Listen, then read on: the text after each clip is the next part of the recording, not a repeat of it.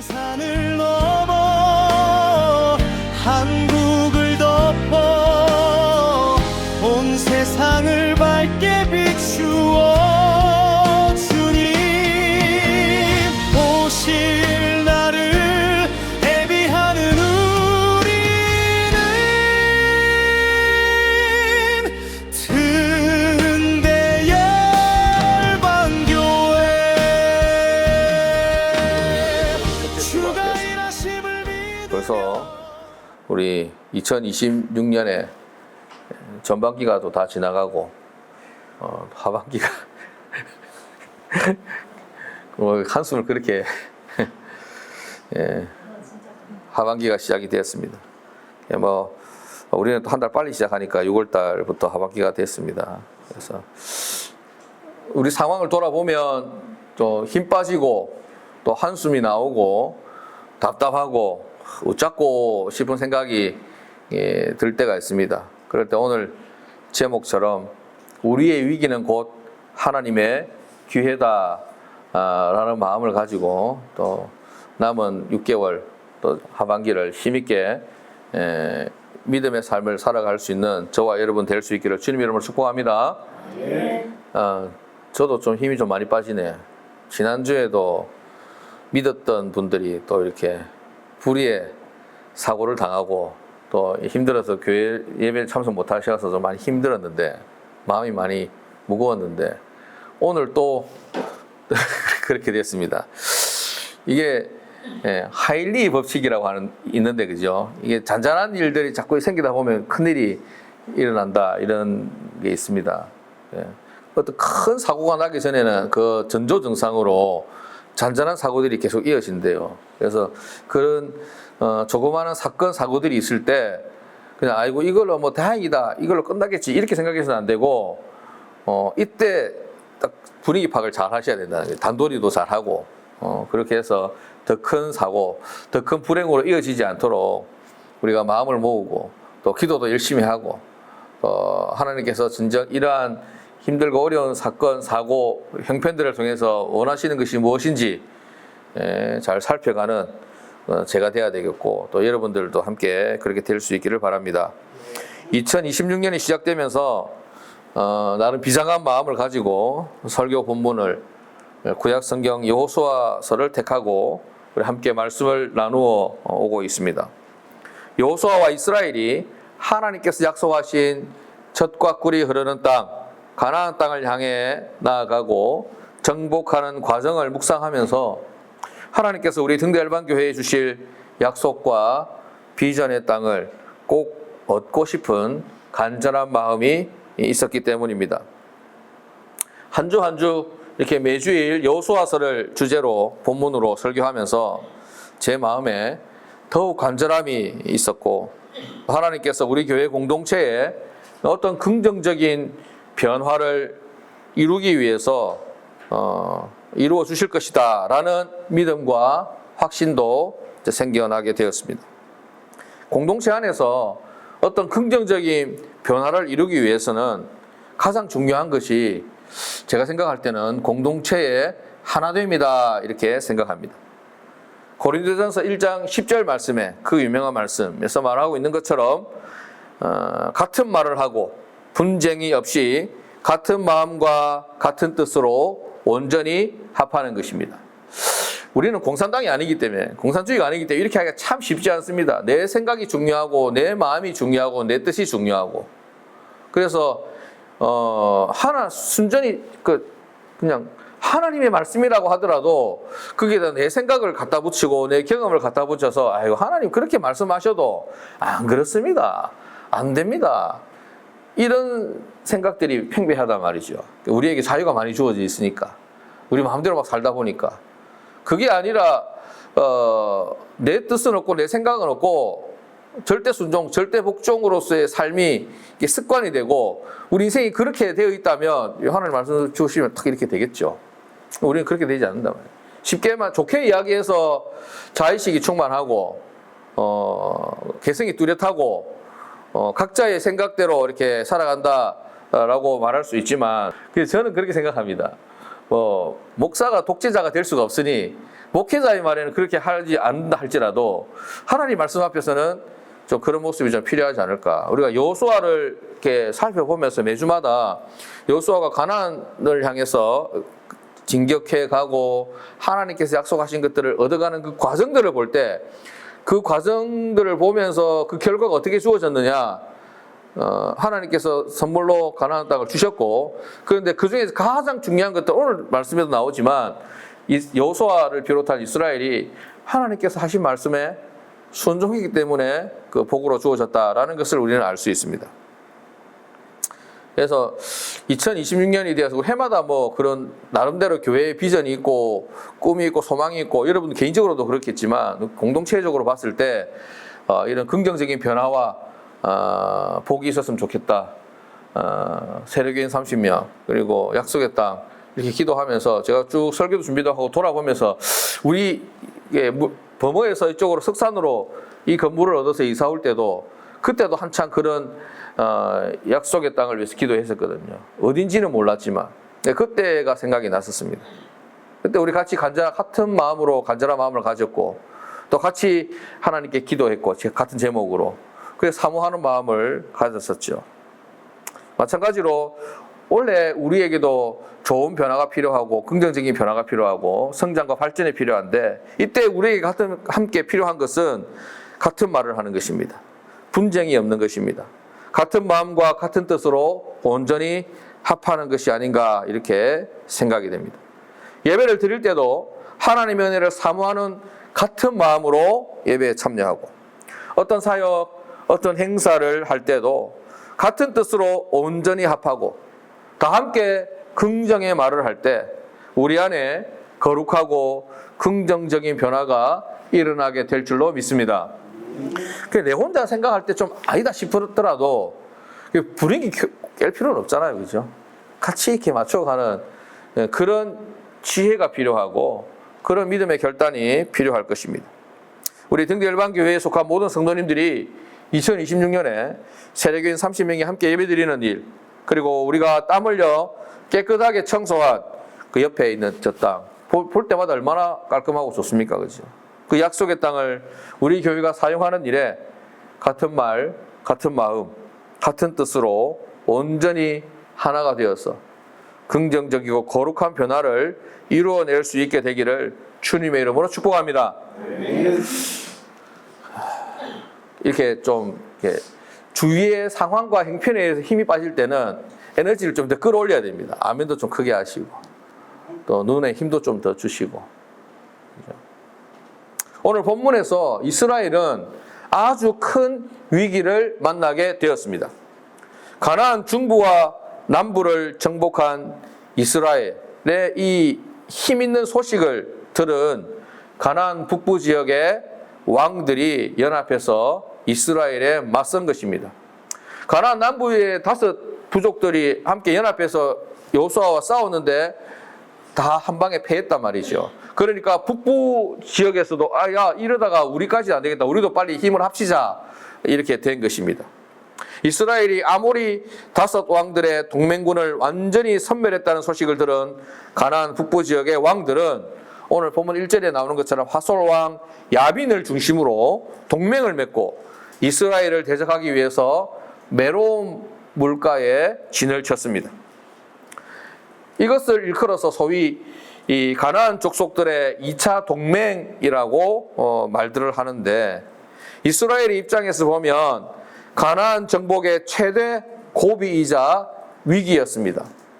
1대1로 싸워야 되는데 우리 핵무기가 있는 것도 아니고 전쟁을 그렇게 많이 연습해가지고 그렇게 한 것도 아닌데 1대1이 아니라 연합군들이 다 계속해서 뭉치러 이렇게 오니까 얼마나 고단하고 얼마나 피곤하겠습니까? 하솔 왕 야빈이 이끈 연합군은 지금까지 여호수아와 이스라엘이 싸웠던 그 어떤 군대보다 강하고 수적으로도 우세했습니다. 학자들에 의하면 정예 보병이 30만, 기병대가 10만, 그리고 병거 부대가 2만 정도 되었다. 그래서 이스라엘이 지금까지 만난 군대 중에 가장 우수한 무장, 가장 어마어마한 군사력을 가진 연합군이었다라고 평가를 하고 있습니다. 뿐만 아니라 연합군의 주력 왕국인 하솔은 가나안에서 가장 크고 튼튼한 요새를 자랑하는 성이었습니다. 본문에 의하면 군대와 말과 병거가 심히 많았다 이렇게 증언합니다. 어떻게 증언하느냐? 오늘 여호수아 11장 4절 말씀 같이 보겠습니다. 11장 4절을 봅니다. 시작. 그들이 그 모든 군대를 거느리고 나왔으니 백성이 많아 해변에 수많은 모래와 같고 말과 병거도 심히 많았으며. 아멘. 얼마나 군대들이 많았는지, 해변에 모래알처럼 많았다 이렇게 과장이겠죠. 과장이지만 그만큼 많았다. 한눈에 다 안 들어온다. 다 못 살겠다. 이렇게 표현하고 있습니다. 결정적 위기이며 절대적 위기였습니다. 그런데 우리가 많이 들어오고 잘 알듯이 위기는 또한 기회가 되기도 합니다. 찾아온 위기를 잘 극복하기만 하면 이보다 더 좋은 기회가 될 수 없는 것입니다. 결과론적으로 아무리 다섯 왕의 동맹이 그랬던 것처럼 가나안 북부 왕들의 동맹 역시 그들을 한 곳에 집결시킴으로써 이스라엘로 하여금 가나안 정복을 단번에 손쉽게 하려는 하나님의 선택이었고 하나님의 선물이었던 것입니다. 그들이 연합해서 직접 자기 발로 나오지 않았으면 하나하나 찾아가서 이렇게 5번의 전투를 해야 되는데 한 번에 끝낼 수 있는 좋은 기회가 되었던 것입니다. 한 가지 잊지 말아야 할 것은 하나님 편에서 볼 때는 기회의 순간이지만 연약한 우리의 입장에서 볼 때는 위기라는 사실입니다. 반대로 뒤집어서 우리의 삶에 있어서 위기가 될 때 하나님 입장에서는 기회가 될 수 있다는 것입니다. 이걸 인정하고 받아들이기가 참 쉽지 않습니다. 우리가 인생을 살아가면서 여러 차례 이런 경험을 했을 것입니다. 우리 인생을 한번 돌아보십시다. 우리 인생의 위기였을 때 진짜 하나님 입장에서 하나님과 함께 했을 때도 위기일까? 그때는 분명 기회였습니다. 하나님께 돌아오게 하기 위한 한량없는 은혜였던 것입니다. 그때 우리가 인생의 위기를 맞지 않았다면 과연 내가 하나님의 손을 붙잡았을까? 믿음의 자리에 나올 수 있었을까? 아니었을 것입니다. 그 로마서에도 나오잖아요. 우리의 죄가 많은 곳에 은혜가 더욱 넘쳤다. 골짜기가 깊을수록 그 위에 하늘은 더 높게 보여지고 느껴지게 되는 것입니다. 예수님께서 십자가에 달리실 때 많은 사람들이 예수님의 십자가 사건을 이해하지 못했습니다. 아, 저 나사렛 예수 그리고 그를 따르는 무리들 이제 끝장났네, 망했네. 아이고 저렇게 봐라, 나대더만 안 되겠네 이렇게 생각했을 것입니다.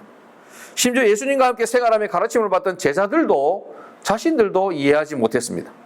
모두가 예수님의 패배로 생각하고 이스라엘과 자신의 소망이 끝난 것으로 생각했습니다. 뿔뿔이 흩어지려고 했습니다. 그러나 하나님께서는 바로 그 십자가의 죽으심을 통해 인간의 모든 죄를 사하시는 실로 어마어마한 계획을 성취하셨습니다. 예수님의 십자가 죽음은 이 세상 그 누구도 감당할 수 없었던 인류의 죄가 단번에 그리고 완벽하게 해결되는 놀라운 사건이었던 것입니다. 이처럼 우리 성도들에게는 최대의 위기가 최고의 구원 기회인 것입니다. 여호수아에게도 마찬가지고 오늘 우리에게도 동일하게 적용되는 메시지입니다. 그래서 오늘부터 우리가 위기를 만날 때 이제 그렇게 기억하십시다. 와, 죽었네. 웃잖아, 이제 망했네. 이렇게 생각할 것이 아니라 하나님 편에서 어떤 기회가 될까? 이 위기가 어떤 기회로 나에게 찾아올까로 생각을 하시기 바랍니다. 기계적으로 그렇게 받아들여야 돼요. 그렇게 써놓으십시다. 나에게 위기의 순간이 찾아올 때 뭐 웃고 즐기고 기뻐할 수 없지만 또 하나의 기회가 될 수 있다. 하나님이 이 위기를 통해서 나에게 어떤 복을 주시려고 할까? 우리 김경희 권사는 지난주에 불의의 사고를 당해서 병원에 입원하셔가지고 가니까 뭐 거의 정신이 혼미하고 일어나지도 못하고 그런 상황이었는데 그것이 인생 최대의 위기가 될 수 있지만 그것이 기회가 될 수 있다는 것입니다. 어떤 기회가 될지 지금 모르겠습니다. 하나님이 그렇게 기회의 길로 인도해 주실 줄로 믿습니다. 매출이 안 됐어. 그리고 뭐 영업 연락이 안 오고 위기일 수 있지요. 그때 어떻게 돼? 인간적인 생각으로 볼 때 망했다라고 생각하고 뭐 어떻게 할지 모르겠다 생각하고 불평하고 원망하고 그렇지만 우리는 어떻게 생각합니까? 하나님 이 위기를 기회로 바꿔 주십시오. 내가 더 힘들고 어려울수록 위기에 처할수록 더 하나님의 손을 붙듭니다. 하나님 앞에 더 간절히 나옵니다. 그렇게 할 때 하나님께서 능력과 은혜의 손길을 베풀어 주실 줄을 믿습니다. 여호수아는 이 위기를 어떻게 기회로 만들 수 있었을까요? 오늘 말씀을 통해서 찾아보겠습니다. 첫째, 하나님은 이스라엘이 만난 위기를 기회로 만들기 위해서 뭐라고 말씀하시느냐? 두려워하지 말라 이렇게 말씀하십니다. 6절 말씀 상반절, 6절 상반절 말씀입니다. 같이 봅니다. 시작. 여호와께서 여호수아에게 이르시되 그들로 말미암아 두려워하지 말라. 아멘. 이렇게 말씀하십니다. 그런데 하나님께서 우리에게 두려워하지 말라고 하실 때는 그냥 말로만 그렇게 부도수표처럼 그렇게 날리는 것이 아니라 언제나 그 다음을 책임져 주실 것을 약속하십니다. 그 다음 부분은 뭐라고 말씀하십니까? 내일 이맘때에 내가 그들을 이스라엘 앞에 넘겨주어 몰살시키리니. 두려워하지 말라. 그 다음에 두려워하지 말아야 할 이유를 이야기합니다. 내일 이맘때가 되면 그들을 다 네 손에 넘겨주어 한 명도 빠짐없이 몰살시키겠다. 사랑하는 여러분, 두려워하지 말라는 하나님의 음성에 귀를 기울이시고 믿음과 용기를 가지시기를 주님의 이름으로 축복합니다. 우리가 오늘까지 인생을 통틀어서 위기를 얼마나 많이 만났습니까? 그 많은 위기들 가운데서 한 번도 안 죽었잖아. 그 위기들 속에서 한 번도 안 죽었잖아요. 어려움을 겪었을지 몰라도. 그 당시에는 죽을 것 같았어.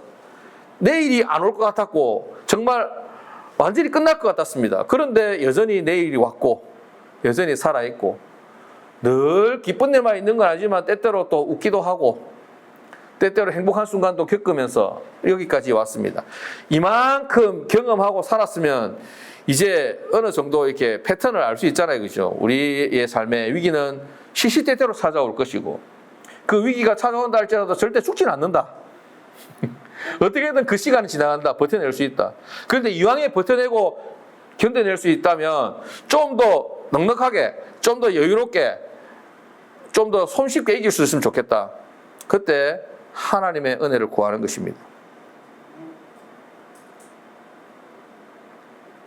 고백을 하자면 저는 두려워하지 말라는 하나님의 말씀을 완전히 신뢰하지 못하고 두려운 마음을 가지고 있었음을 고백합니다.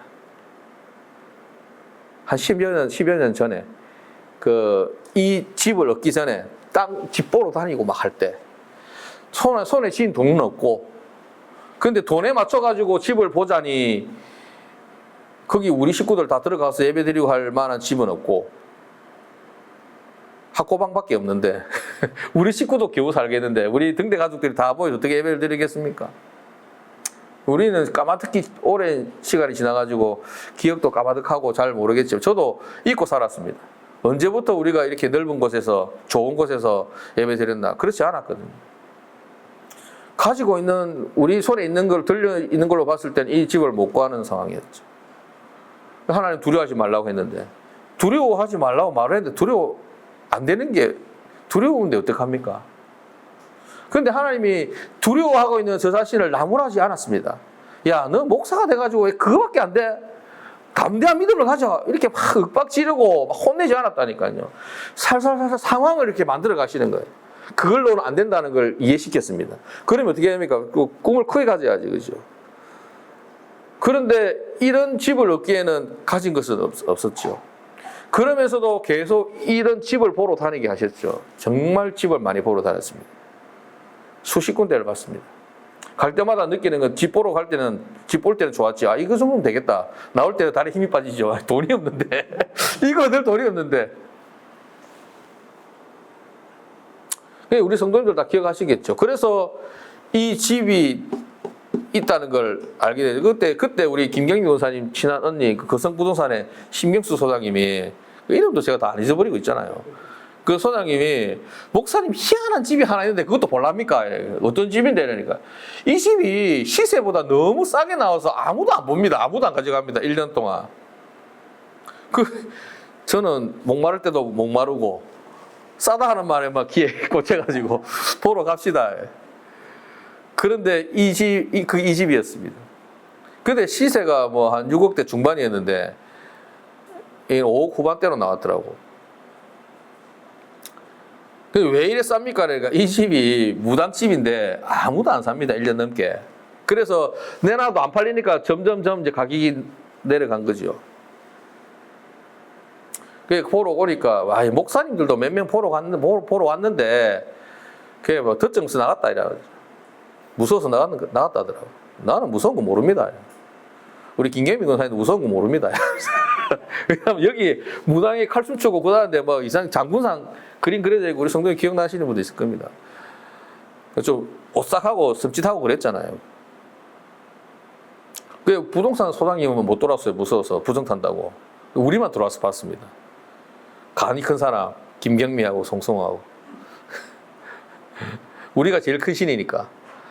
그래가지고 돈도 없이 이렇게 하나님께서 그게 제가 믿음이 좋아서가 아니라 이렇게 여러 집을 수십 군데 집을 보면서 이렇게 안 되겠지 이렇게 학습을 시킨 것이죠.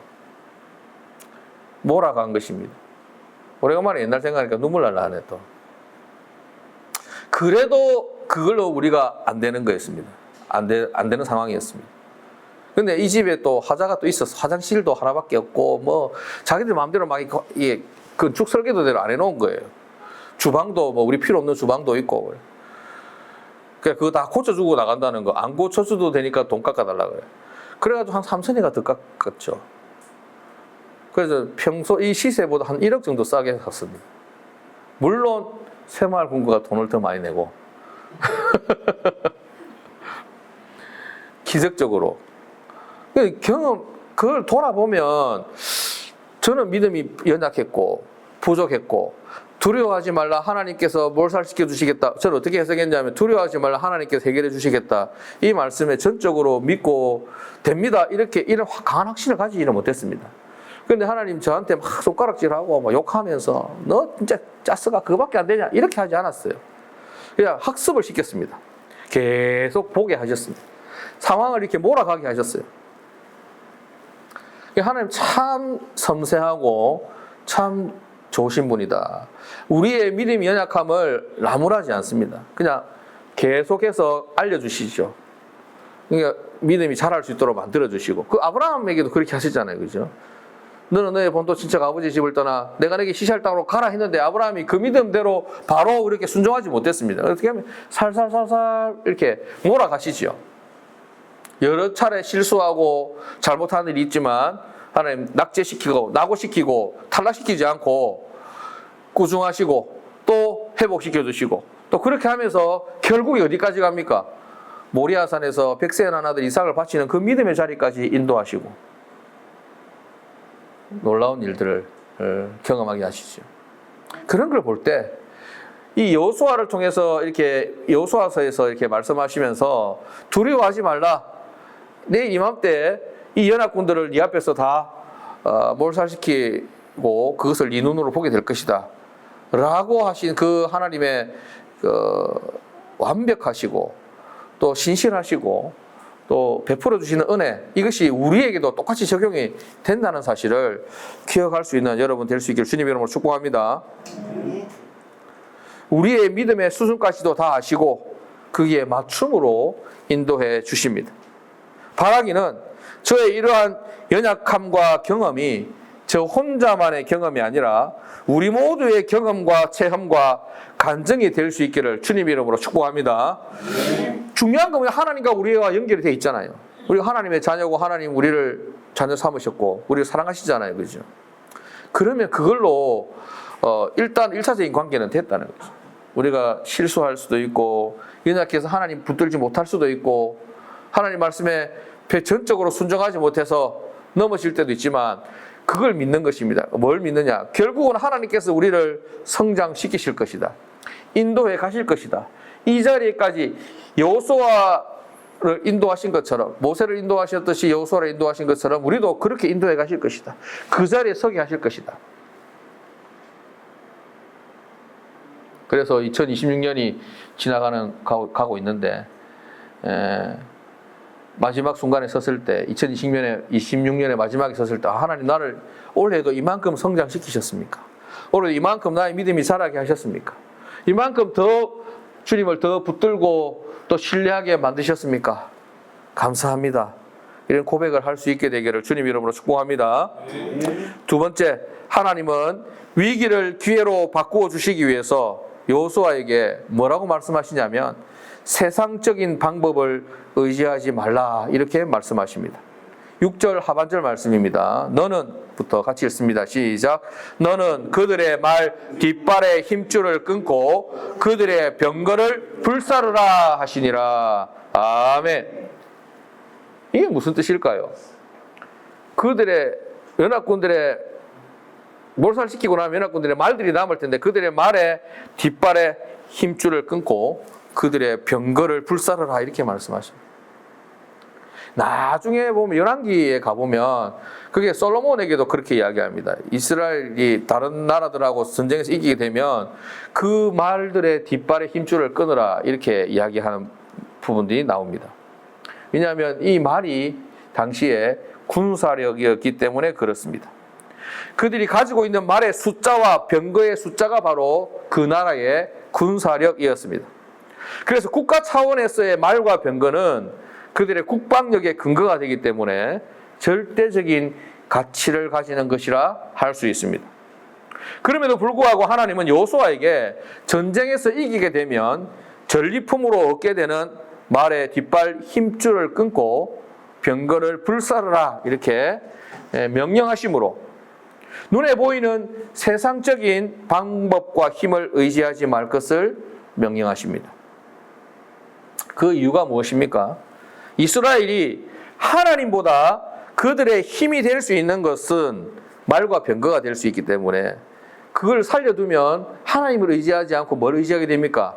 말과 병거를 의지하는 마음이 생길 것이고 그 말과 병거를 믿고 앞으로 남은 전쟁을 해 나갈 것이기 때문에 하나님은 이제 필요 없어지게 되잖아요. 그래서 말과 병거의 힘줄을 끊으라고 말씀하십니다.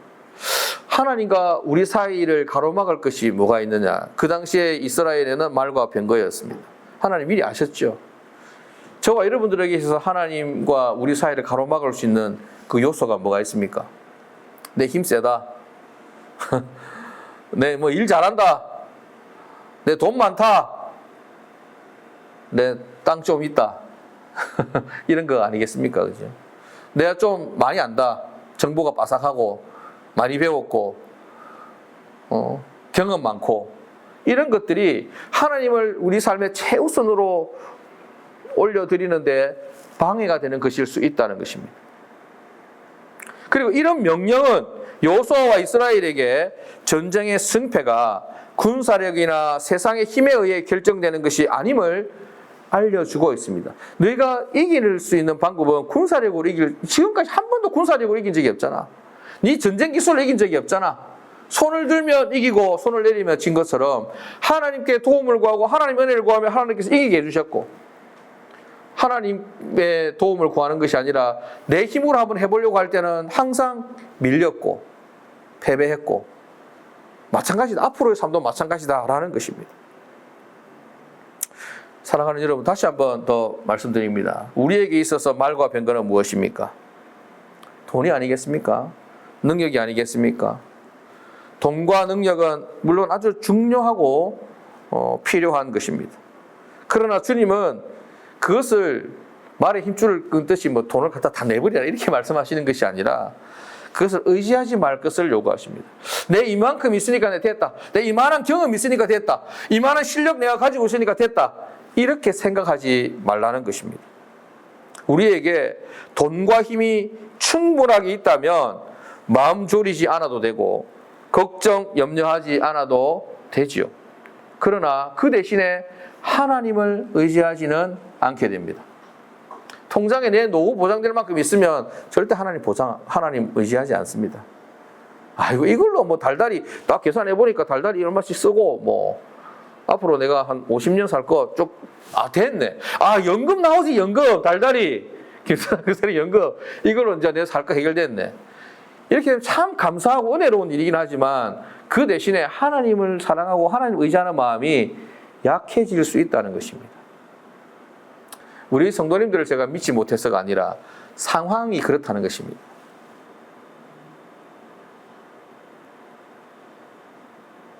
그리고 하나님을 의지하지 않게 되면 하나님의 도우심과 함께 하심을 경험하지 못하게 됩니다. 성도에게 있어서 가장 나쁜 상황은 환경적 위기와 어려움을 만나는 것이 아닙니다. 우리가 하나님을 알지 못할 때는 주님이 내 편 아니라고 생각할 때는 내가 몸이 아파지거나 갑자기 어떤 병고를 당하거나 사건 사고를 만나거나 경제적인 위기를 만날 때 가장 큰 위기라고 생각을 합니다. 그러나 성도에게 있어서 위기란, 진정한 위기란 환경적인 위기나 어려움이 아닙니다. 하나님의 살아계심과 하나님이 우리와 함께 하심을 경험하지 못하게 되는 상황이 진정한 위기라는 사실을 기억하시길 바랍니다. 여러분, 지난 한 주간 지내오면서 내가 하나님의 음성을 들었는가? 하나님께서 내 삶을 붙들고 계신다는 것을 내가 고백하고 인정하며 살아왔는가? 그렇다면 어떤 일을 만난다 할지라도 진정한 위기는 아니다 이 말입니다.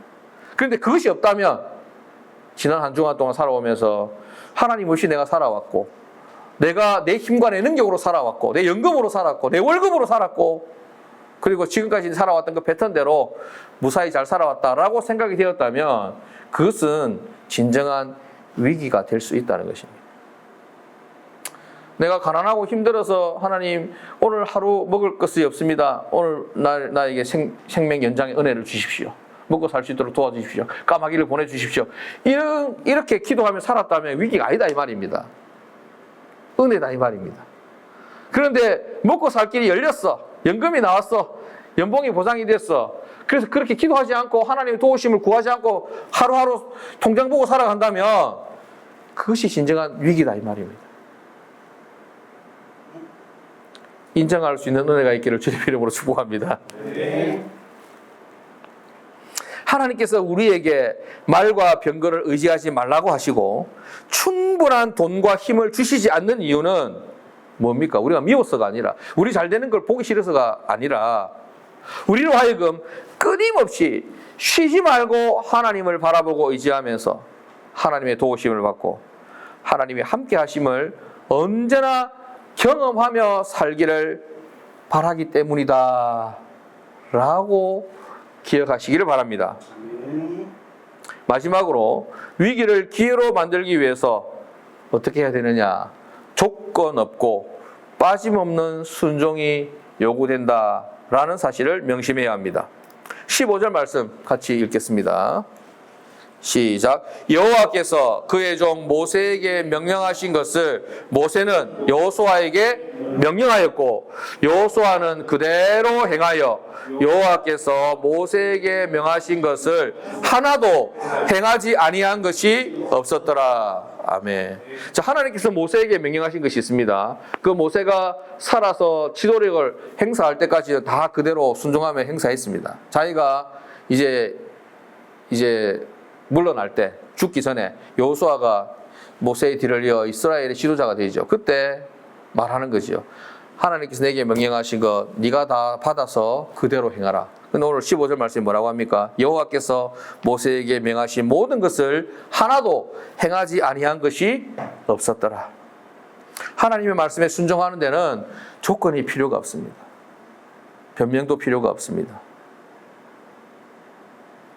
하나님과 함께 걸어가는 인생 여행에서 우리가 관심을 가져야 하는 것은 우리의 전투력이나 삶의 기술이 아니라 하나님에 대한 신뢰와 순종해야 하는 줄로 믿습니다.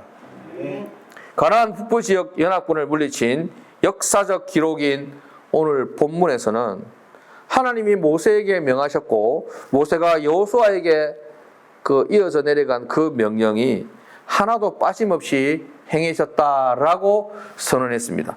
하나님이 복을 안 주실 이유가 없죠. 하나님이 승리를 주시지 않을 이유가 없는 것입니다. 약속대로 다 됐으니까. 하나님 우리에게 말씀하신 것이라면 그것이 사소한 것이라 하더라도 빠짐없이 순종하고자 하는 태도가 중요합니다. 내 물리적으로 안 되는 상황은 어쩔 수 없지만, 그렇지만 내가 할 수 있는 한 주님의 뜻을 이루고자 합니다 라는 태도가 중요하다는 것이죠. 우리 대적 마귀는 우는 사자같이 두루 다니면서 우리를 삼킬 틈을 찾고 있습니다. 우리가 뭐 변명거리 하나 내놓나 그걸 보고 있다는 것이죠. 그러면 그 변명에 지지해 줄 것입니다. 그래 뭐 아픈데 뭐 그래 뭐 컨디션 안 좋잖아, 마음 상했잖아, 기분 나쁘잖아. 그렇게 우리 변명거리 위에 정당성을 얹어줄 것입니다. 하나님 말씀에 순종하지 않을 정당성, 하나님 말씀을 외면할 정당성. 그래서 우리는 늘 깨어서 근신하며 말씀에 순종하면서 믿음의 선한 싸움을 싸워야 할 것입니다. 그렇게 하기 위해서 중요한 건 뭐냐면 패턴을 만드는 것이죠. 순종의 패턴을 만드는 것입니다. 규칙을 지키는 패턴을 만드는 것입니다. 그냥 내 상황이 어쨌든 간에 그냥 예배 드리는 시간이면 예배에 참여하는 것입니다. 기도해야 될 상황이면 내 형편과 처지 무시하고 기계적으로 그냥 기도하는 것입니다. 거기에 진심을 얻는 것이죠. 그러니까 자꾸 내 형편이나 내 상황을 먼저 앞세우다 보면 예배 드릴 상황보다 예배 드리지 못할 상황이 더 많아지고, 기도해야 될 상황보다 기도하지 말아야 될 상황이 더 많아집니다. 이게 기계적인 게 참 좋지 않은 거지만 도움 될 때가 참 많이 있습니다. 우리의 신앙을 계속해서 다져가는 데 있어서는. 사랑하는 여러분, 우리 삶의 어려움의 순간과 위기가 찾아올 때 두려워하지 말고 하나님의 약속의 말씀을 믿고, 중요한 것은 세상적인 방법이 아니라 하나님을 신뢰하며 조건 없이 순종함으로 우리의 위기를 하나님의 기회로 사용할 수 있게 되기를 주님의 이름으로 축복합니다. 아멘. 기도하겠습니다. 하나님 아버지, 새로운 일하심을 기대